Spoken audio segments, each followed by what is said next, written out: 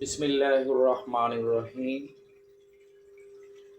প্রিয় ছাত্রছাত্রীরা, যারা নবম, দশম এবং এসএসসি পরীক্ষার্থী, তাদের উদ্দেশ্যে আমি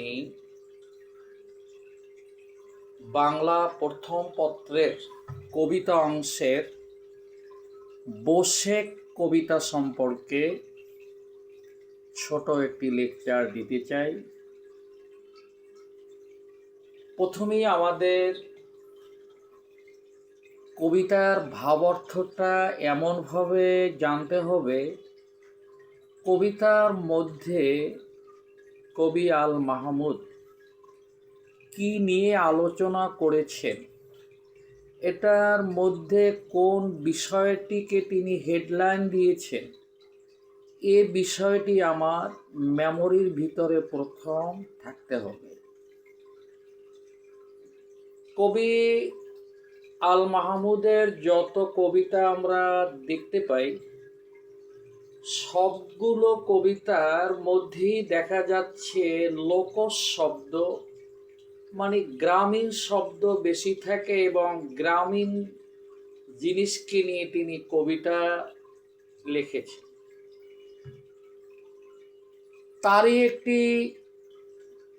লেখা কবিতা বোশেখ, যেটাকে আমরা আঞ্চলিক ভাষায় বৈশাখ বলি। এই বোশেখ কবিতাটি কবি আল মাহমুদের পাখির কাছে ফুলের কাছে কাব্য গ্রন্থ থেকে লওয়া হয়েছে। কবিতাটির শুরু থেকে শেষ পর্যন্ত কবিতাটিকে পড়ার পরে যে বিষয়টা আমরা জানতে পেরেছি বা জানা যাবে, এখানে বৈশাখের যে তাণ্ডব লীলা, বৈশাখী ঝড় বা বৈশাখ যে আমাদের কি ক্ষতি করে এবং কাদেরকে ক্ষতি করে, তার একটি চিত্র তিনি কবিতার মধ্যে তুলে ধরেছেন।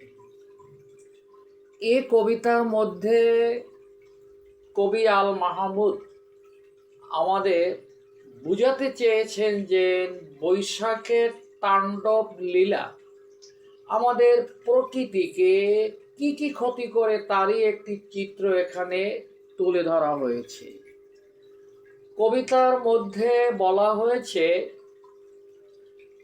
বৈশাখের তাণ্ডব লীলা বুনো হাঁসের ঝাঁক পর্যন্ত বিচ্ছিন্ন করে দেয়। কবিতার মধ্যে বলা হয়েছে, বৈশাখের তাণ্ডব লীলা বা বৈশাখের ধ্বংসলীলা সামান্য একটা টুনটুনির পাখি, যেটা বেগুন পাতা দিয়ে তৈরি বাসা, এটাকেও তছনছ করে দেয়। কবিতার মধ্যে বলা হয়েছে, নুন আনতে পান্তা ফুরায় এমন একজন চাষি, যার ভিটে মাটিকেও ধ্বংস করে দেয় বৈশাখের তাণ্ডব লীলা।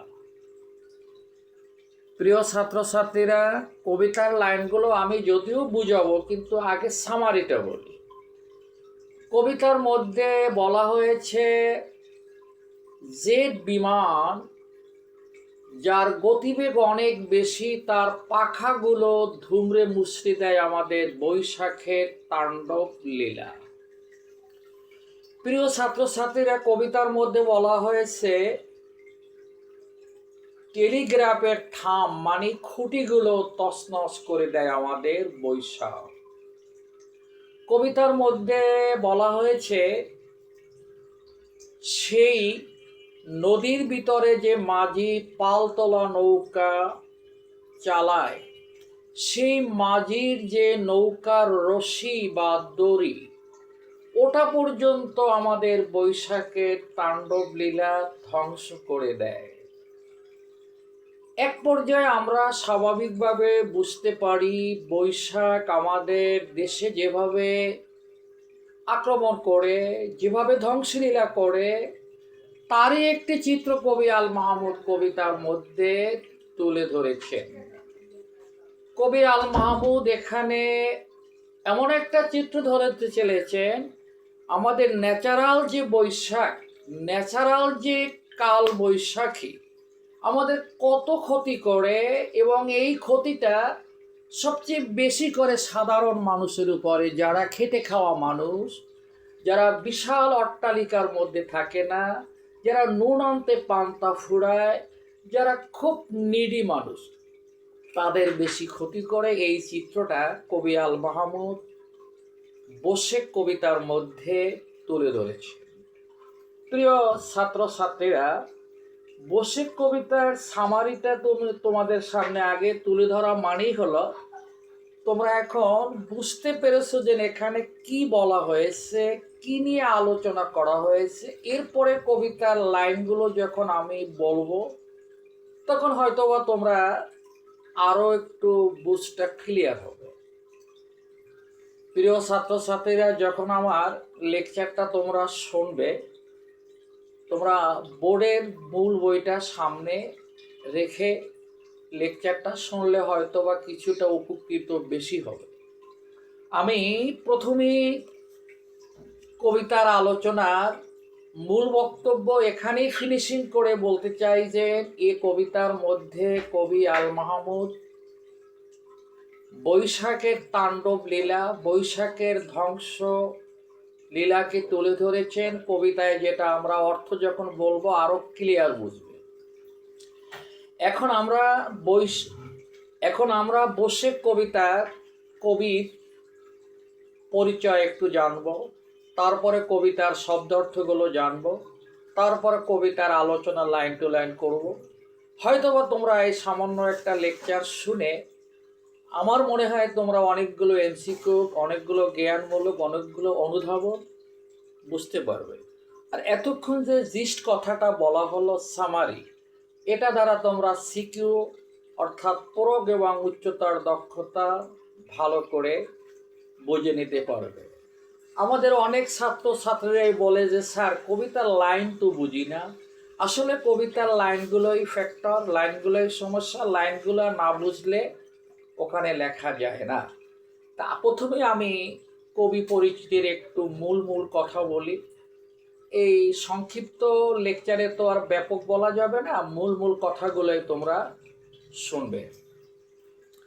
আমাদের বাংলা সাহিত্যে যত কবি সাহিত্যিক রয়েছে প্রত্যেকের এক একটা নিজস্বতা, সক্রিয়তা রয়েছে। আমরা কবি নজরুলের যত কবিতা আমরা দেখব, সবগুলো কবিতার মধ্যে কিন্তু একটা বিদ্রোহী ভাব।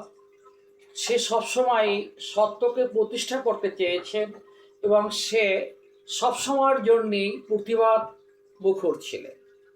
এরকম আমাদের রবীন্দ্রনাথ ঠাকুরের কবিতা যদি আমরা দেখব তার প্রতিটি লেখার মধ্যে স্বদেশ প্রেম, জাতীয়তাবাদ ছিল। এরপরে কবি জসীমউদ্দীনের যত লেখা দেখি সবগুলো লেখার মধ্যেই পল্লীর কথা বেশি স্থান পেয়েছে।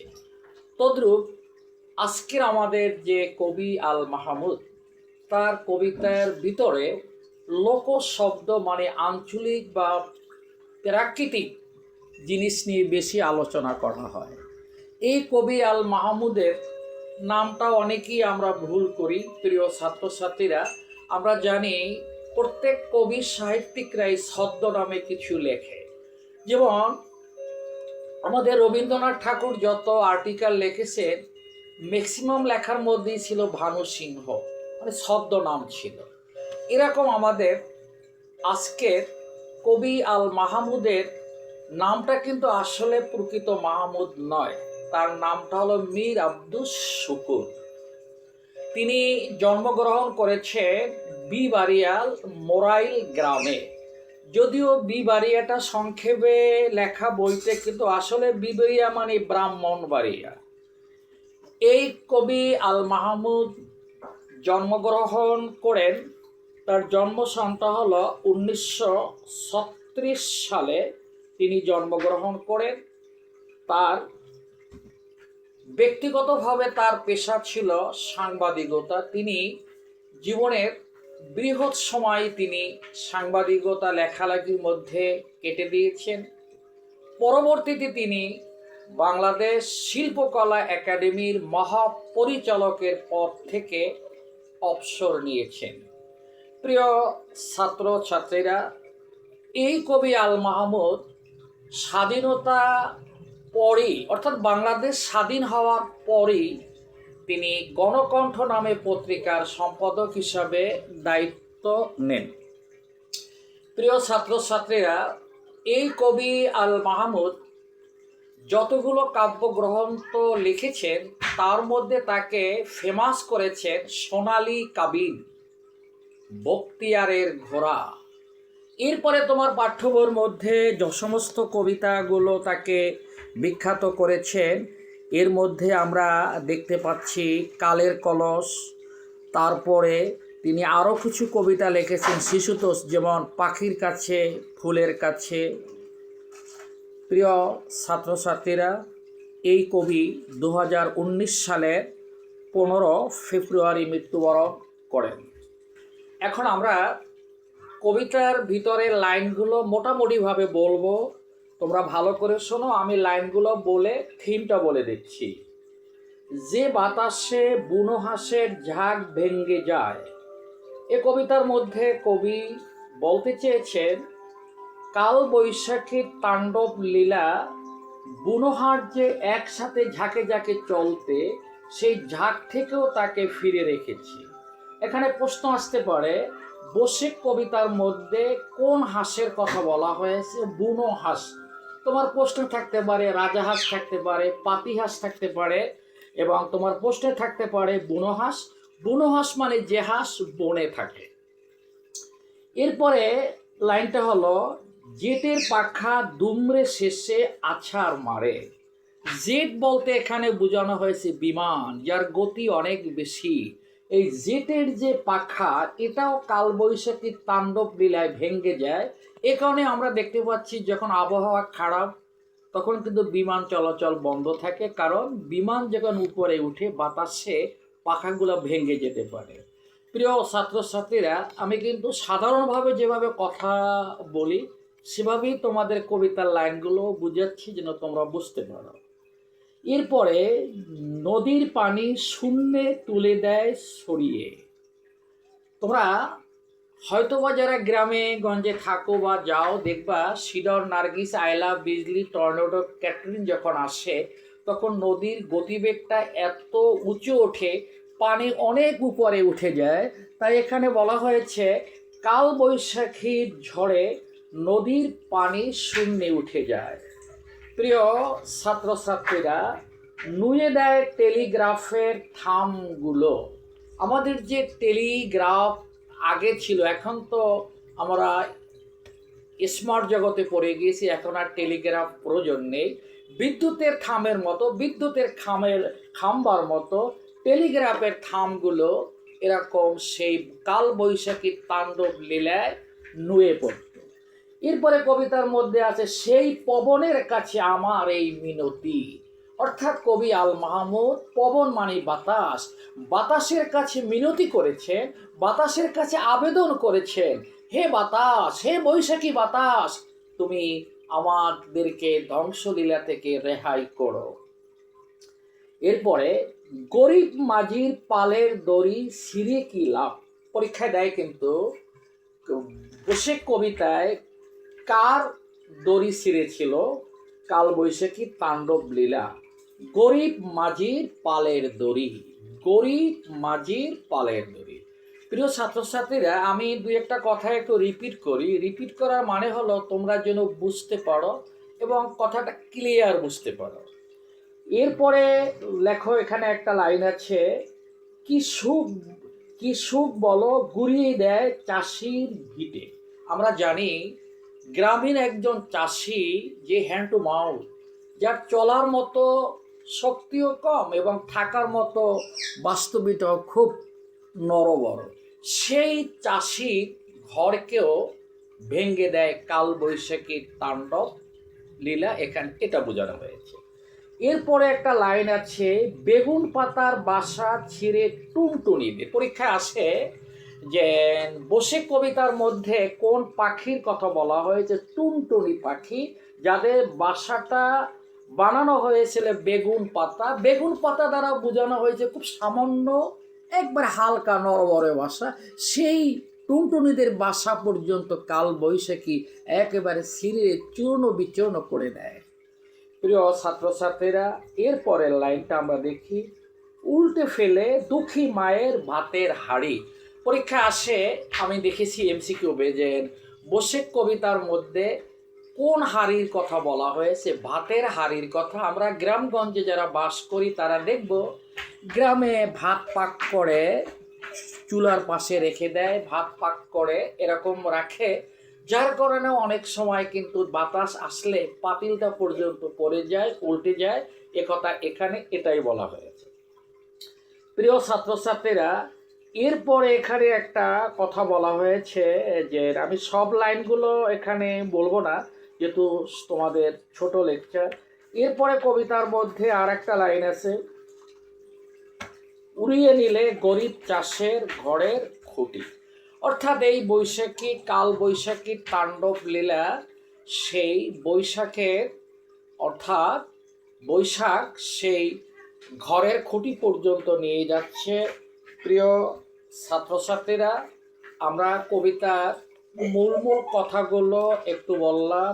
এখন আমরা এখানে এই কবিতা থেকে যে যে প্রশ্নগুলো আসতে পারে, এর মধ্যে রয়েছে বুনো হাঁসের ঝাঁক ভেঙে যায় বৈশাখের বাতাসে, নদীর পানি শূন্যে তুলে ছড়িয়ে দেয় বৈশাখ, জেটের পাখা ধুমরে আছাড় মারে, টেলিগ্রাফের খামগুলো নুয়ে দেয় বসে।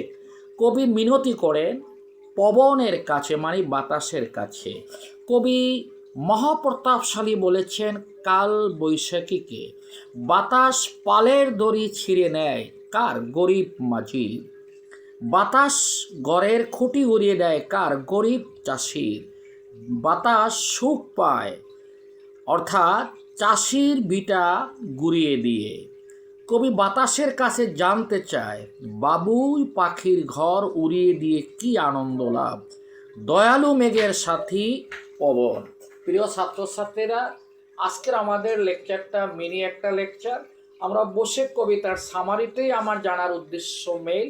তারপরও আমি এখান থেকে কিছু এমসিকিউ, কিছু জ্ঞানমূলক বললাম, হয়তোবা তোমাদের কিছুটা লাভ হবে। আমি সিদ্দিকী স্যার, আমার নম্বরটা মনে রাখবে। আমার বাংলা লিঙ্ক নম্বরটা হোয়াটসঅ্যাপেও আছে, সাধারণ ফোনেও আছে, 01926919621, এবং আমার গ্রামীণ ফোনটা 01789069698। প্রিয় ছাত্রছাত্রীরা, পরবর্তীতে আমি বসে কবিতা আর একটা লেকচার দেওয়ার চেষ্টা করব। তোমরা ভালো থাকো। তোমাদের যে লেকচারটা দেওয়া হলো তোমরা সুন্দর করে পড়ার চেষ্টা করবে এবং সবসময় আল্লাহ তাআলার কাছে সাহায্য চাইবে যেন আল্লাহ তোমাদের মেধা বুদ্ধিকে আল্লাহ বাড়িয়ে দেয়। বি অ্যাফ্রেড অফ আল্লাহ। এই বলে আমার আজকের বক্তব্য এখানে শেষ করলাম।